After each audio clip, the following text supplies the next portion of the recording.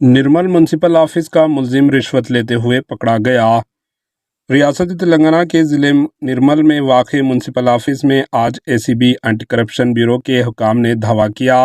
Municipal junior assistant Shakir को 15,000 रुपये रिश्वत की रकम कबूल करने के इल्ज़ाम में पकड़ लिया गया। इत्तलात के मुताबिक सर्वे बुक में एंट्री के लिए रिश्वत तलब की गई थी। इस बात की इत्तला एसीबी हुकाम को दी गई और एसीबी हुकाम ने आज इसे रंगे हाथों गिरफ्तार कर लिया। म्यूनसिपल ऑफिस में एसीबी के धावे की वजह से मुलाजमीन में अफरा तफरी फैल गई। मज़ीद तफसीलात का इंतज़ार है। Bureau report, HN news.